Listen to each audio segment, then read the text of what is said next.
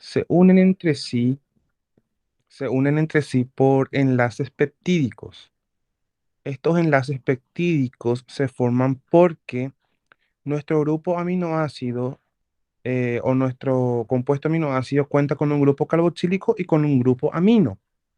Estos a su vez, lo que pasa es que tiene una parte básica y una parte ácida. Recuerden, la parte ácida es la que libera protón y la parte básica es la que adhiere protón a su sistema. Entonces, al perder el protón y al ganar el protón, la otra parte del aminoácido, se forma un ion dipolar conocido como ciguisterión. Este es un sistema de transición en donde tenemos una carga positiva y negativa y se estabiliza solamente cuando se pierde esa cantidad específica de hidrógeno y oxígeno para formar agua. ¿Cómo sería eso? Bueno, seguimos. Voy a explicando. Em, esta unión peptídica que se forma por dos aminoácidos em, ayuda a formar unas cadenas interminables de aminoácidos de acuerdo a la necesidad del organismo. Fíjense aquí, tenemos un aminoácido que se va a unir a otro aminoácido mediante la descomposición o formación de agua.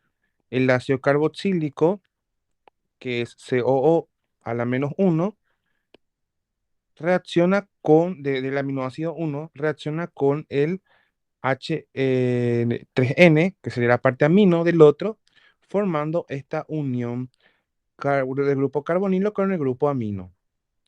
Y se libera agua, o sea, en esta reacción podemos visualizar que eh, se libera, o sea, se forma la unión peptídica liberando agua. Y esto hace que varias veces vayan desarrollando los aminoácidos una deshidratación y formación de este enlace peptídico. ¿Cómo se nombran los compuestos que forman un aminoácido largo? Sencillo. Se van a ir nombrando directamente los residuos con terminación il y el último residuo se va a nombrar de forma completa. ¿Y cuáles eran los residuos? Los residuos eran las cadenas que formaban directamente fuera del grupo aminoácido. ¿Se acuerdan? Alanina, serina, cisteína y compañía eran diferentes compuestos o ramificaciones que se habían visualizado. Entonces, ese residuo es el que define el nombre del compuesto, no el grupo aminoácido.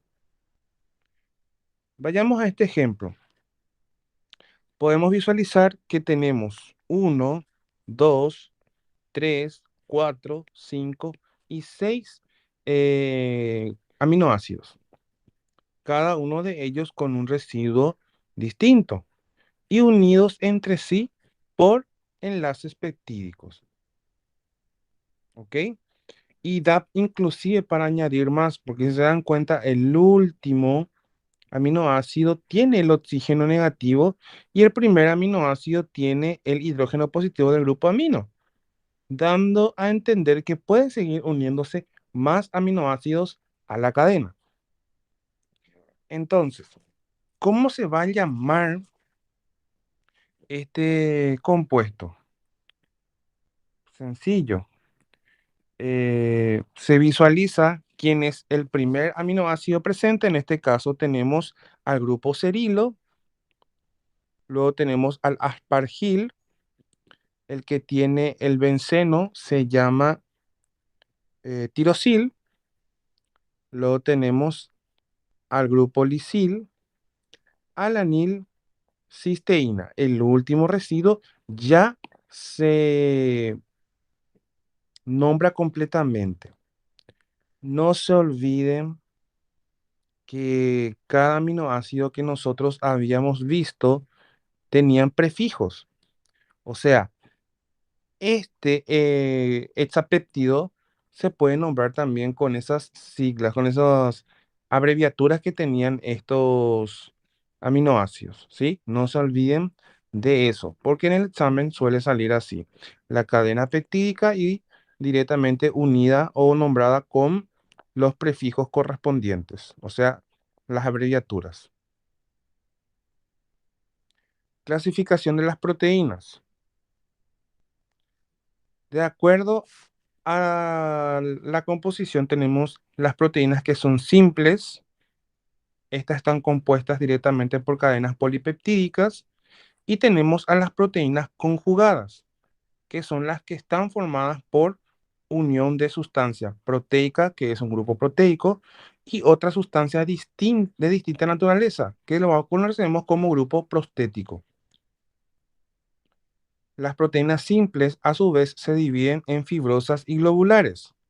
Las fibrosas son insolubles en agua justamente porque comprende parte de tejido de piel, tejido que conectan músculos, también tenemos al pelo, al cabello, toda esa parte son proteínas fibrosas.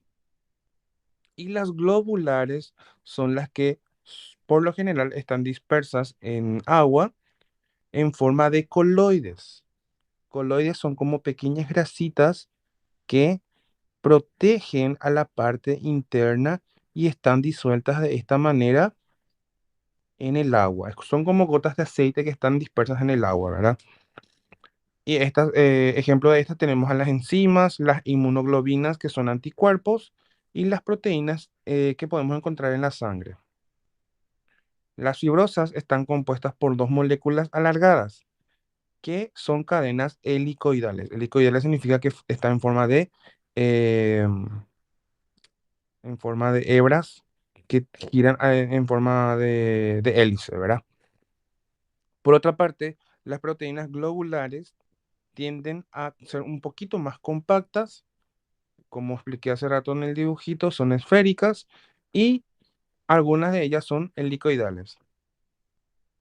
Las proteínas fibrosas más importantes conocidas son el colágeno, la elastina y las queratinas. Las principales clases de proteínas globulares son la albúmina, las globulinas y las histonas.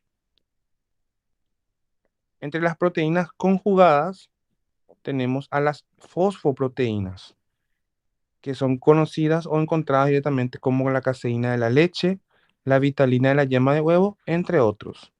Mientras que las nucleoproteínas son los ácidos nucleicos. Los ácidos nucleicos que vamos a ver más adelante qué función presentan dentro del organismo para la creación de las proteínas. Entre las proteínas conjugadas también tenemos a las lipoproteínas. ¿Qué son lipos? Estamos hablando de lipo y proteínas juntos, ¿verdad? Que lo que hace directamente es ayudar al transporte del lípido a través del torrente sanguíneo. Tenemos a las glicoproteínas. Glico viene de glucósidos, ¿verdad? Entonces hay que tener en cuenta eso.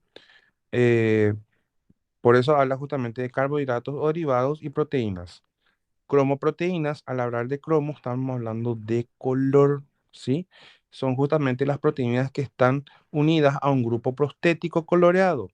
Por ejemplo, la sangre, que es la hemoglobina, es de color rojiza porque presenta hierro. Y la clorofila es verde porque presenta magnesio como átomo central. Y vamos a ver justamente la estructura final en la clase de hoy. Por otra parte, las proteínas también se clasifican según la función de los seres vivos. Ojo con esto porque le estoy entregando a ustedes distintas maneras de clasificación de las proteínas. En este caso, ahora vamos a ver cómo estas se clasifican de acuerdo a la función que ellos desempeñan dentro del organismo o en los seres vivos. Por ejemplo, las enzimas. Estas proteínas catalizan reacciones químicas. ¿Qué es catalizar una reacción química? Lo que hace es ayuda a que la reacción química ocurra con mayor rapidez. de modo a que pueda generarse el producto deseado. Por ejemplo, absorción de alimentos, absorción de azúcar, carbohidratos. Entonces, las enzimas lo que hacen es ayudar a que ese proceso ocurra más rápido, ¿verdad? También tenemos a las proteínas estructurales. Como bien dice su nombre, lo que hace es constituir eh, al ser humano en sí, como por ejemplo la piel, los huesos, el cabello, los tejidos conectivos, etcétera. A estas proteínas estructurales, algunos ejemplos son el colágeno y la queratina. Las contráctiles o las proteínas contráctiles son aquellos que afectan al movimiento obviamente de los seres vivos, ¿verdad? ¿Por qué? Porque los músculos están constituidos por proteínas contráctiles. ¿Cuáles son? Algunos son la miosina, la actina y la tubulina. Por otra parte, también están las hormonas proteínicas. Al hablar de hormonas, estamos hablando justamente de cadenas polipeptídicas que ayudan a la regulación, por ejemplo, del crecimiento o la generación de insulina dentro del organismo o la cantidad de hormona masculina o femenina que cada uno puede llegar a tener dentro del organismo, ¿verdad? También tenemos a las proteínas de transporte, como viene su nombre, son las que se encargan del transporte de las células o perdón, de las proteínas dentro del organismo, por ejemplo, la hemoglobina y la albúmina. La hemoglobina, por ejemplo, es principal encargado del movimiento del oxígeno dentro del torrente sanguíneo. Y las inmunoglobinas, como bien dice su nombre, son los que se encargan de neutralizar cualquier sustancia extraña que pueda encontrarse dentro del organismo. O sea, son las que protegen al organismo. También podemos clasificarla según el número de subunidades. Por ejemplo, las proteínas monoméricas están constituidas solamente por una cadena peptídica y las oligoméricas son las que pueden estar constituidas por más cadenas peptídicas. Las proteínas puras por lo general son sólidas, incoloras, ya habíamos dicho eso hace rato. En algunos casos se puede llegar a la cristalización y obviamente si es que nos falta a nosotros podemos consumirla en forma de suplemento. Entre ellas tenemos la albúmina, la insulina, la hemoglobina, las globulinas vegetales, etcétera. Eh, Hay que, por ejemplo, tener en cuenta que las proteínas que nosotros llegamos a consumir en forma de polvo y compañía para la parte de la gente que hace gimnasia y eso, por lo general son de origen bovino, o sea, de la vaca en este caso, ¿verdad? Em, Otro punto es que algunas proteínas son coloreadas, como la hemoglobina que es roja. ¿Por qué? Porque en la sangre hay hierro y la clorofila es verde porque hay magnesio. La mayor parte son solubles en agua, no todas. Otras pueden ser solubles en ácidos o en bases.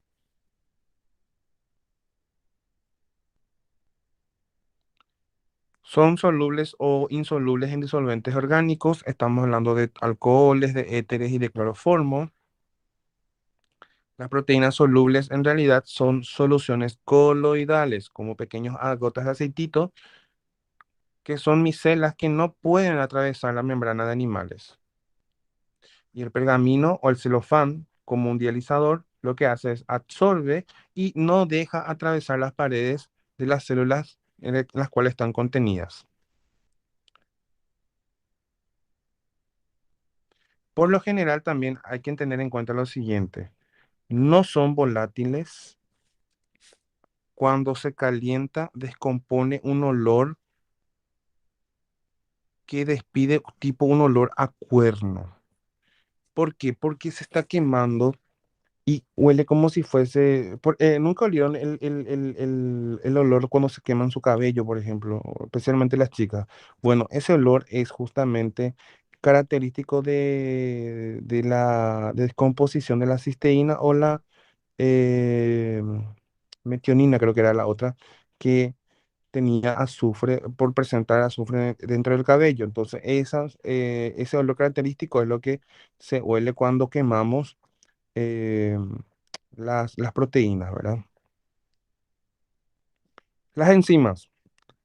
Las enzimas, como dijimos hace rato, son catalizadores. Ayudan a que el proceso o aceleran a que las reacciones químicas ocurran dentro del organismo, ¿verdad? Estas enzimas lo que hacen es a que se formen más rápido el producto y no importa la cantidad de producto que se va a formar, sino lo que ellos hacen directamente es apoyar a los reactantes a formar un producto en sí. ¿Cómo lo hacen? Vamos a ver más adelante en el proceso enzima-sustrato. Las enzimas se clasifican según los tipos de reacciones que ellos van a catalizar. Por ejemplo, las oxirreductasas son enzimas que catalizan las reacciones de óxido reducción. Las transferasas, las que catalizan la transferencia de un grupo de átomos de un sustrato a otro. Hidrolasas catalizan la ruptura de hidrolíticas. Liasas son las que catalizan la ruptura de las moléculas del sustrato por un proceso distinto a la de hidrólisis. Isomerasas incluyen a las enzimas que catalizan la interconvención de isómeros de cualquier tipo. Y las ligasas, también llamadas como sintetasas, lo que hacen es catalizan la unión de dos componentes para formar otro más complejo. Entonces, esta sería la clasificación según las funciones o las reacciones que ellos van a realizar. ¿Cómo se nombran las enzimas? Por lo general hay que tener en cuenta que van a tener la terminación asa y antes va a tener el nombre del compuesto que sufre una transformación. O sea, lo que se hace, por ejemplo, como lipasa, lip viene de lípidos, ¿ok? Y asa la terminación que se le asigna a las enzimas. La lipasa es la enzima que cataliza la hidrólisis de los lípidos. En otras veces, lo que ocurre es que a la enzima se le nombra de acuerdo a la transformación química que va a producir. Por ejemplo, la oxidasa lo que hace es, esta enzima es catalizar la oxidación en una reacción química. También, ojo con esto, se le puede asignar nombres y números de acuerdo a las reacciones que catalizan. Los tres primeros números dividen la clase principal, la subclase y la subclase. El último número lo que me indica es que dentro de qué serie de subclase va a estar.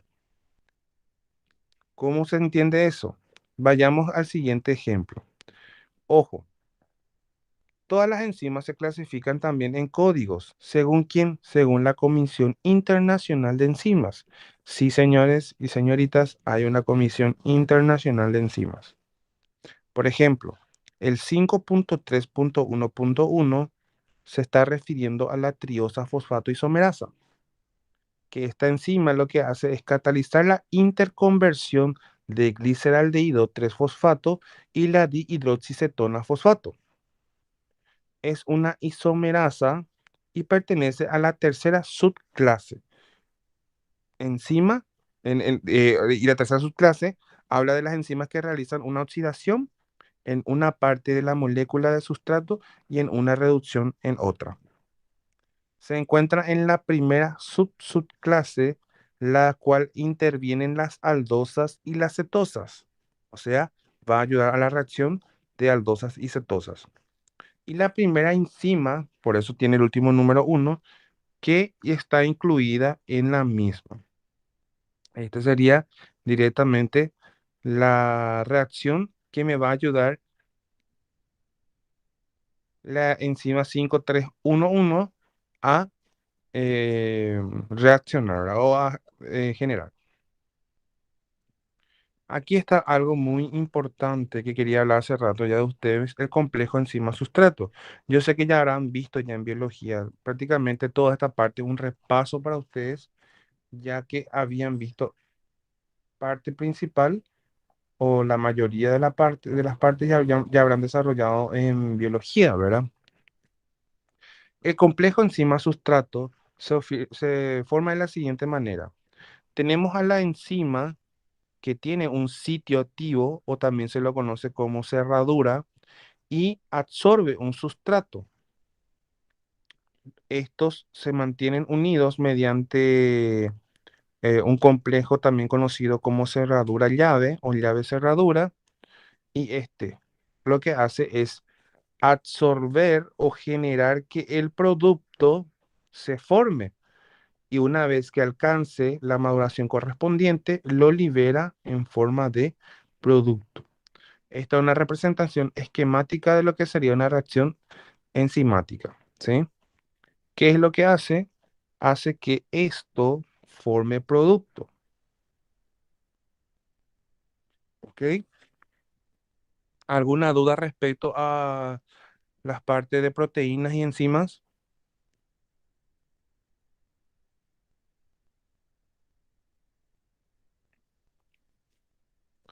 ¿Ninguna?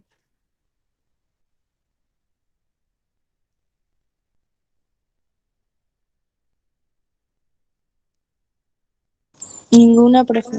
Perfecto, seguimos entonces. Muchísimas gracias. Lípidos. ¿Qué son lípidos? Cuando hablamos de lípidos estamos hablando directamente de moléculas grandes que por lo general tienen ácidos grasos carboxílicos. em, Tienen también la peculiaridad de estar como macronutrientes, ya que ellos dan energía al organismo. Eh, Se clasifican en lípidos simples y lípidos complejos. Entre los simples tenemos a las ceras, a los triglicéridos, a los esteroides, pero entre los complejos tenemos a los fosfolípidos y a los glicolípidos. Los ácidos grasos, recuerden que tienen que tener el ácido carboxílico y tienen que tener cadena larga. En este caso, todos los carbonos tienen enlace sencillo. Podemos decir que se trata de un lípido saturado. Que era saturado que tenga que tener enlace sencillo entre carbono-carbono. Y que era insaturado que tenía ya doble o triple enlace entre carbono y carbono, ¿sí? Por eso esto es un ácido graso saturado. Por lo general, los ácidos grasos saturados están en forma sólida a temperatura ambiente, a diferencia de los insaturados que ya están en forma líquida. La diferencia justamente hace entre las grasas y los aceites que las grasas a temperatura ambiente están en forma sólida y los aceites a temperatura ambiente están en forma líquida. ¿Por qué esto? Porque depende mucho de su punto de fusión. ¿Y quién define el punto de fusión? Los enlaces que tiene. Al tener doble enlace, podemos determinar de que eh, son de forma líquida, están en forma líquida por la esteroisomería que estos tienen, ¿verdad? Mientras que los que tienen insaturación pueden llegar a tener un punto de fusión mucho más alto, por eso ellos ya están en forma sólida a temperatura ambiente, ¿verdad? Las grasas son ésteres sólidas, que obviamente son de glicerina, y en su mayoría son ácidos grasos saturados. Los aceites, por otra parte, son ésteres líquidos de glicerina y por lo general son ácidos grasos no saturados. Acá tenemos un cuadro en donde vamos a ver el nombre sistemático que nosotros manejamos. A esto hay que agregarle ácido a cada nombre y tenemos el nombre común. Por ejemplo, el ácido butírico pertenece o es directamente proporcional al ácido butanoico. Butanoico significa cuatro carbonos, ¿verdad? Entonces, su fórmula sería COOH, luego tenemos 2 de CH2 y un último CH3. O sea, tenemos 4 carbonos. Recuerden, orgánica, la primera parte que estábamos viendo de ácidos carboxílicos lineales, ¿verdad? Caproico se refiere al ácido hexanoico, o sea, 6 carbonos. Caprílico, octanoico, o sea, 8 carbonos. Cáprico, do, docanoico, o docecanoico creo que era. Sí, docecanoico en realidad. Que tiene, no, perdón, decanoico, estoy confundiendo con el de 12. Decanoico que es 10 carbonos. Láurico, que es de 12 carbonos, dodecanoico. Mirístico, que son 14 carbonos, tetradecanoico. Palmítico, que son de 16 carbonos, hexadecanoico. Esteárico, 18 carbonos, octadecanoico. Araquídico, que es de 20 carbonos, eicosanoico. Beénico, de 22 carbonos, docosanoico. Y lignocérico, de 24 carbonos, tetracosanoico. Acá podemos ver sus puntos de fusión y acá las fórmulas resumidas de cada uno de ellos. Ahora, ¿por qué, por ejemplo, el ácido hexanoico, octanoico y decanoico se llaman cáprico, caprílico y caproico, perdón? Porque son ácidos grasos que provienen de la cabra. De la grasa de la cabra se puede extraer estos tres principales ácidos grasos, em, ácidos grasos de... Se puede subdividir su grasa en estos tres ácidos grasos, ¿verdad? También tenemos el ácido láurico que viene del laurel, palmítico que viene de la palma y más adelante vamos a ver otros que van a reconocer por su composición, ¿verdad? Seguimos. Tenemos el de 24 carbonos que también es saturado, se le conoce como cerebrónico y en realidad tiene un grupo OH en el carbono 2, por eso es ácido 2 hidroxi tetracosanoico. Entre los insaturados, o sea, que presentan doble enlace, tenemos al palmitoleico, que tiene 16 carbonos y se nombra ácido cis delta 9 hexadecenoico. Tiene en porque es doble enlace y se lo conoce también como omega 7. ¿Cómo se maneja este punto de omega 7 y delta 9? Sencillo. Si vamos a empezar a contar desde el carbono 1 del ácido carboxílico, en el carbono 9 tiene que estar el doble enlace. Eso significa delta 9. Pero si vamos a empezar a contar desde el carbono más extremo al ácido carboxílico, en el carbono 7 tiene que estar el doble enlace. A eso se refiere cuando habla de omega 9, omega 7, perdón. Entonces, al decirme cis delta 9, me está indicando que en el carbono 9 va a estar el doble enlace. Hexadecenoico omega 7, me está indicando que contando desde el otro extremo, en el carbono 7 tiene que estar el doble enlace. ¿Ok? ¿Se entiende esa parte? Sí, profe. El ácido oleico, por ejemplo, tiene 18 carbonos. Se conoce como ácido cis.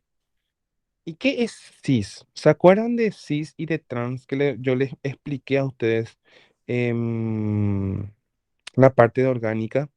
Cis significaba que en el doble enlace hacia arriba van a ser iguales y hacia abajo también.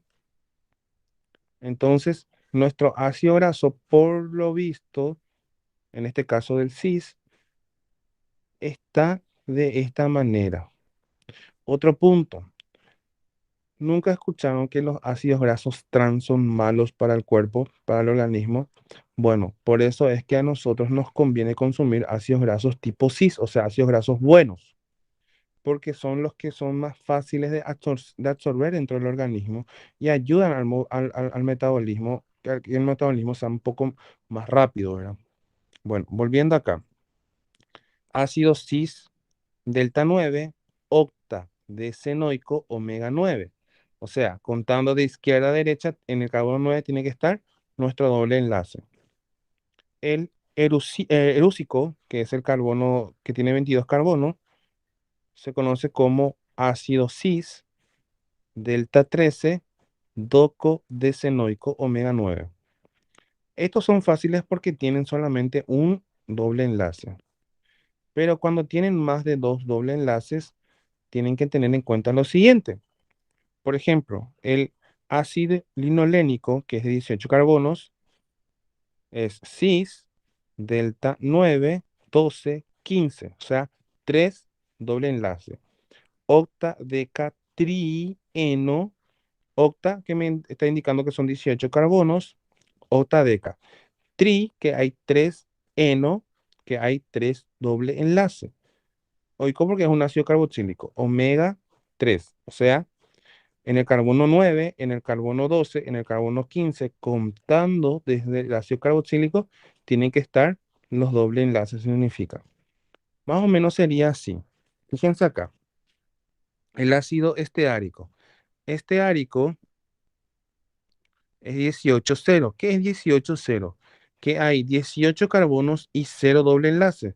Mi carbono 1 sería este, 2, 3, 4, 5, 6, 7, 8, 9, 10, 11, 12, 13, 14, 15, 16, 17 y este sería mi carbono 18.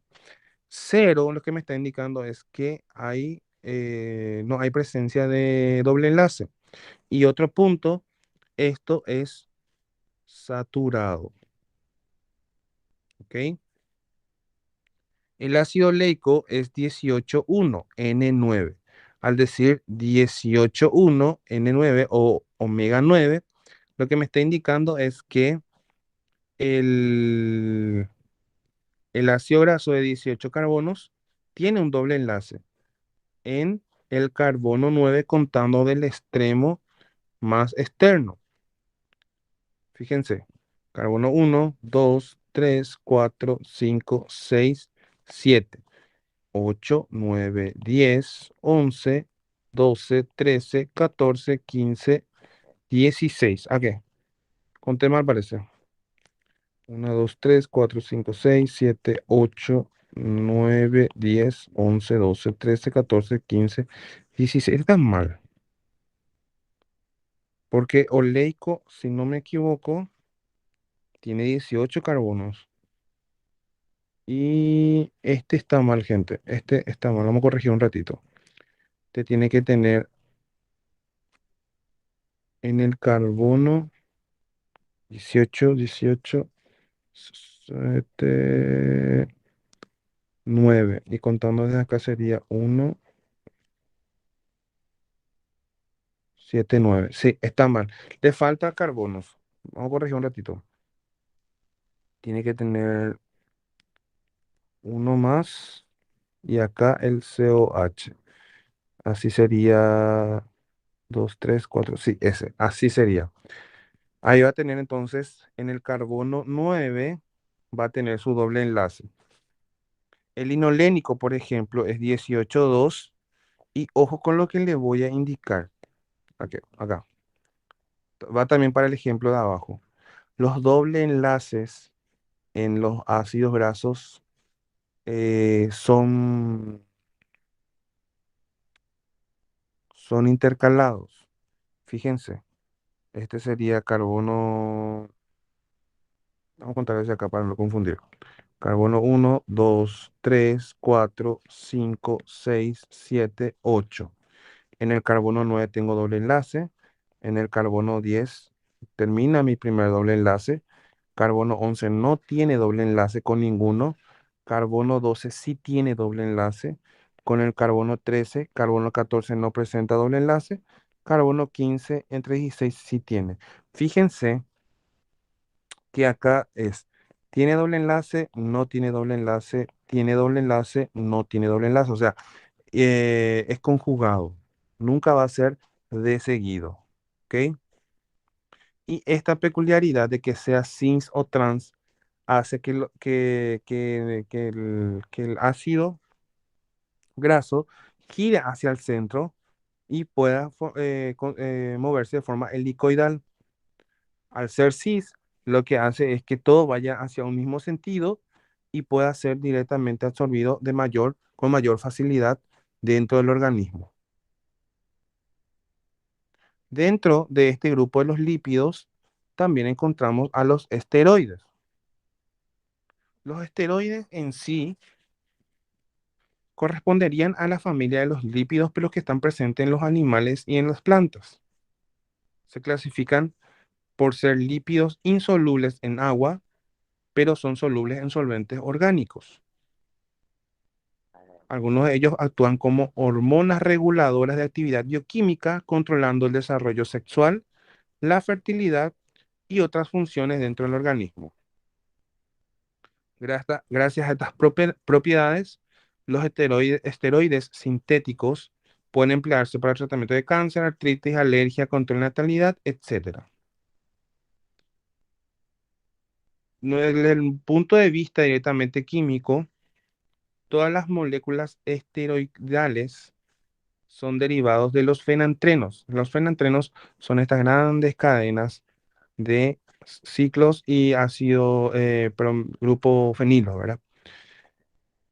Un hidrocarburo policíclico aromático, ¿verdad? O sea, tienen varios ciclos y varios grupos aromáticos. Tenemos acá, por ejemplo, el cortisol, el ergosterol y el colesterol. Dentro de los lípidos complejos que habíamos hablado anteriormente, tenemos a los fosfolípidos y a los glucolípidos.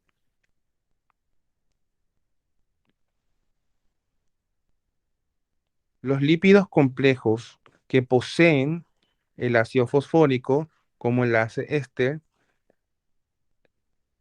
generan directamente tejidos ricos en fosfolípidos. Estos principalmente se encuentran en el cerebro y representan un 30% de su peso. Los ácidos grasos, este ácido graso representa un 30% de su peso, ¿verdad? En la constitución de los fosfolípidos participan alcoholes, ácidos grasos y ácidos ortofosfóricos y se subdividen en glicerofosfolípidos, cuando el alcohol es glicerol, y el esfinjofosfolípido cuando es esfinjosina, ¿verdad? Los fosfolípidos son ésteres de ácido fosfórico. Acá podemos observar en la fórmula que tenemos al ácido ortofosfórico. Esta molécula directamente lo que hace es, se forma a partir del de ácidos grasos superiores, y glicerina y ácido ortofosfórico. Los glicolípidos poseen carbohidratos en la molécula. Entonces no tienen fosfato. Los más abundantes son los glicoesfingolípidos, las cuales se pueden considerar como el cerebrócido y gangliósidos. Todos ellos son compuestos anfipáticos, o sea, tienen parte polar y parte apolar. Y acá tenemos algunos ejemplos. Ven que tienen cadenas largas de ácidos grasos y están unidas a un grupo eh, carbohidrato, que es justamente lo que me está hablando, porque estamos en el grupo de los glicolípidos. Glicolípidos, estamos hablando de estamos hablando de parte de carbohidrato, y lípidos, que es justamente la cadena más larga de carbono, ¿verdad? Dentro de este grupo también encontramos a los ácidos nucleicos.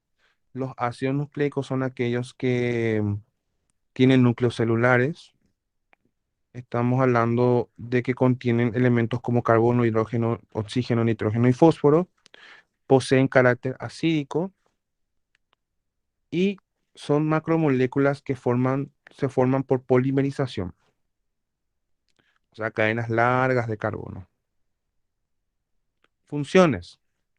son depositarios de información genética responsables de transmisión de padre a hijo de una generación a otra. Cumplen el papel fundamental de la síntesis de proteína en las células y dirigen el ensamblaje correcto de los aminoácidos en secuencias definidas. Toda persona tiene una secuencia de aminoácidos definido, o sea, en este caso de proteínas definidas, ¿verdad? Y eso es lo que nos caracteriza a cada uno y nos define como personas individuales, nuestro ADN, que justamente vamos a ver más ahora en este punto. Las células contienen dos tipos de ácidos nucleicos. El ADN o ácido desoxirribonucleico, que está directamente conformada por cuatro bases nitrogenadas, la adenina, tiamina, guanina y citosina. Mientras que la otra célula, perdón, el otro ácido nucleico, está compuesto por el ARN, o sea, ácido ribonucleico, que tiene casi las mismas bases nitrogenadas. Ellas se diferencian en la siguiente.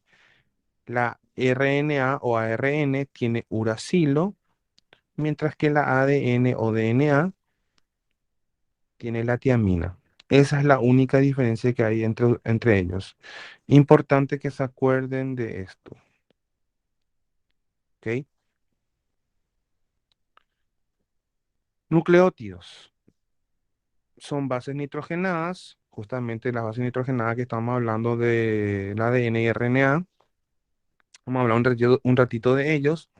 Estas bases nitrogenadas se obtienen por hidrólisis, son sustancias derivadas de compuestos heterocíclicos conocidos como piridina y purina, que serían directamente estas dos. Estas son otras bases nitrogenadas que están dentro del grupo de bases nitrogenadas del ADN y RNA.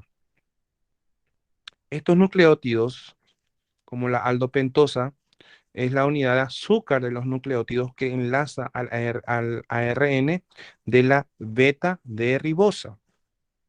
La unidad de azúcar del ADN es la beta de desoxirribosa, ¿verdad? La combinación de una base y un azúcar produce un nucleócido. Agregando a esto al grupo fosfato al azúcar, en los nucleócidos se tiene un nucleótido, esterificando un ácido, en este caso fosfórico, el hidroxilo del carbono 5 de la ribosa o desoxirribosa de su nucleócido y parte directamente de aquí, generan el producto final que haría en el carbono 1 un anillo de unidad de azúcar. Obviamente en base a la purinida o piridímica. Estos nucleótidos pueden unirse entre sí para formar moléculas polimerizadas, o sea, poliméricas, mucho más grandes, ¿verdad? La unión de estas unidades se establece por esterificación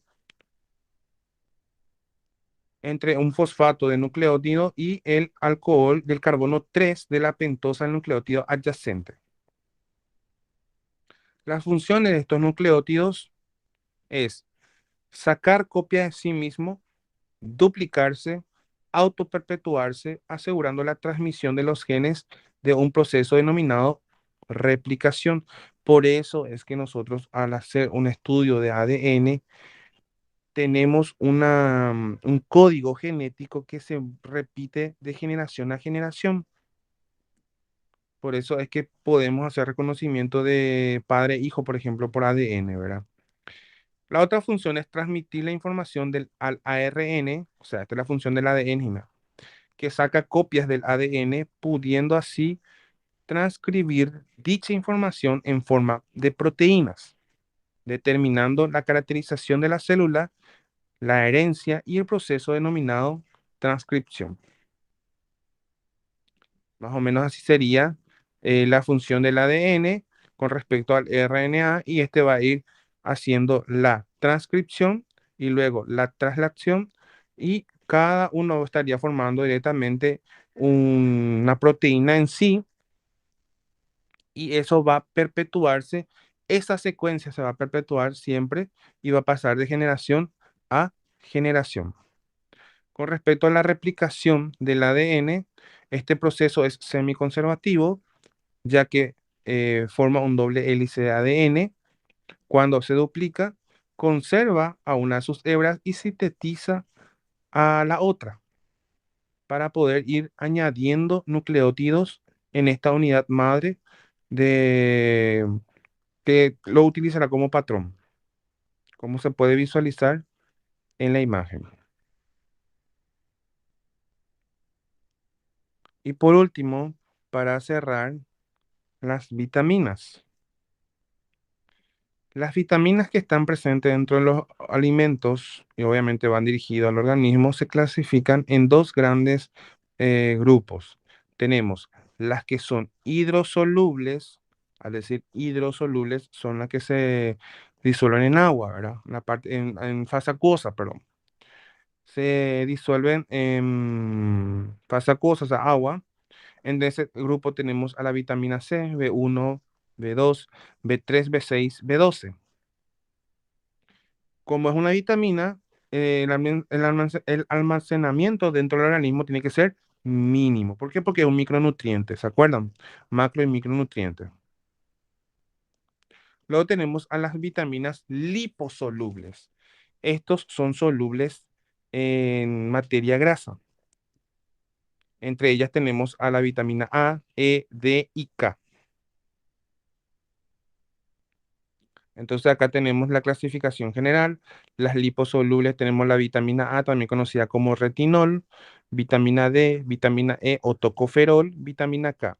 Mientras que las hidrosolubles, que es mayor número, mayor cantidad, vitamina C o ácido ascórbico, vitamina B1 o tiamina, vitamina B2 o riboflavina, vitamina B3 o factor PP o niacina, vitamina B5 o ácido pantoténico, vitamina B6 o piridoxina, vitamina B8 o vitamina H o biotina, vitamina B9 o ácido fólico y vitamina B12 o cobalamina. Esto es muy característico porque es de color rojizo y vamos a ver su fórmula hoy. La vitamina A, esta es su estructura. Por lo general se consume para el mantenimiento de los tejidos y para el correcto, para la corrección del funcionamiento de la vista y el crecimiento óseo. La vitamina D se clasifica en vitamina D2, que es el calciferol, y la vitamina D3, que es el calecalciferol. La diferencia es que tenemos un doble enlace en uno de los puntos del ciclo y tenemos este radical metilo que carecemos en este otro punto. Solamente en eso ellos se diferencian, ¿verdad? Y se utilizan para la regulación del metabolismo del calcio y el fósforo dentro del organismo. La vitamina E, por su parte, esta es la estructura bien larga, es un antioxidante natural y estabiliza las membranas celulares, protege a los ácidos grasos dentro del organismo. La vitamina K, esta sería su estructura, regula la coagulación sanguínea dentro del organismo. La vitamina C, que es el ácido ascórbico, esta sería su fórmula, es un antioxidante natural. La vitamina B tenemos 8 tipos: la tiamina, riboflavina, factor pepeoniacina, ácido pantoténico, piridoxina, vitamina H o biotina, ácido fólico y cobalamina. La B1 sería esta la estructura de la misma, interviene en el organismo de los hidratos de carbono y el funcionamiento del sistema nervioso. Vitamina B2, producción de energía proveniente de carbohidratos, grasas y mantenimiento de la piel. Su fórmula sería esta. Vitamina B3, perdón, metabolismo de los alimentos, circulación sanguínea, crecimiento y sistema nervioso. La fórmula de la misma sería esta. La B5, esta sería la estructura. Ustedes pueden ir practicando de diferentes maneras, inclusive pueden ir reemplazando acá con CH2, H2. Ayuda al cuerpo a descomponerse y a utilizarlo en forma de alimentos. Vitamina B6, esta sería la estructura. El metabolismo de la proteína de aminoácidos ayuda al metabolismo de las proteínas y los aminoácidos, formación de glóbulos rojos, células y hormonas. Vitamina B8 o biotina, esta sería la estructura, interviene en reacciones enzimáticas, como el metabolismo de hidratos de carbono, grasas y proteínas. Vitamina B9, que es el ácido fólico, ayuda a la corrección de la división y el crecimiento celular, fundamental durante el embarazo. Interviene en el metabolismo de proteínas, ADN y ARN, perdón, reduciendo el riesgo de aparición de deficiencias en el tubo neural del feto. Entonces, esa es la función principal y por eso es la razón por el cual las embarazadas tienen que tomar ácido fólico. La cianocobalamina, esta es su fórmula. Y les dije a ustedes que tiene color rojizo por la siguiente condición. Este cobalto que está en el centro hace que toda la estructura sea de color rojiza. La vitamina B12 ayuda a la elaboración de células, síntesis de la hemoglobina y funcionamiento del sistema nervioso.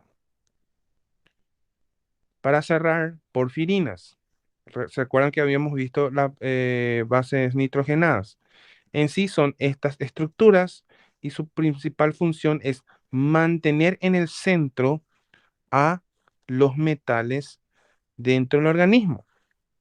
Por ejemplo, el grupo hemo de la hemoglobina es de color rojo por la presencia de hierro y está protegida por este tipo de estructura, por este tipo de porfirina. Acá, este. Acá en el centro puede estar el metal, puede estar cobalto, puede estar hierro, puede estar magnesio. Por eso es que ellos están protegidos dentro de este tipo de estructuras. ¿Ok? Y eso. ¿Alguna consulta que tengan antes de terminar la clase de hoy?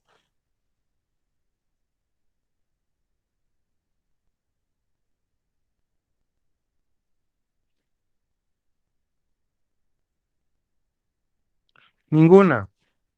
Bueno, quisiera agradecer a todos los alumnos que se conectaron, los que vieron los videos, los que pudieron, los que no pudieron hacerlo y lo vieron después, los que realizaron las tareas y los que realizaron las consultas.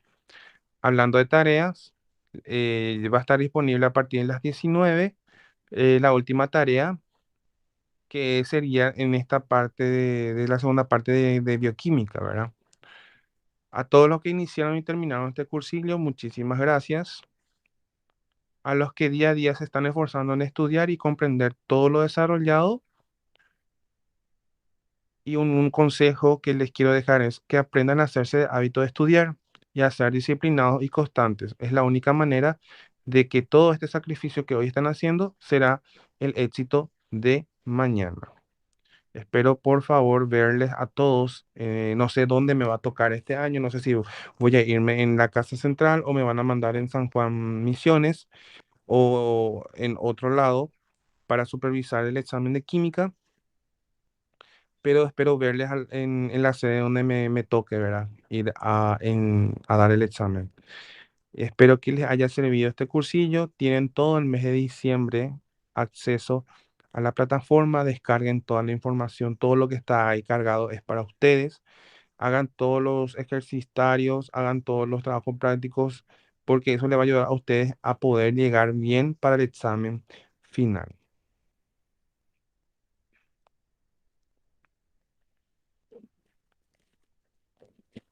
¿Tienen alguna consulta, alguna duda?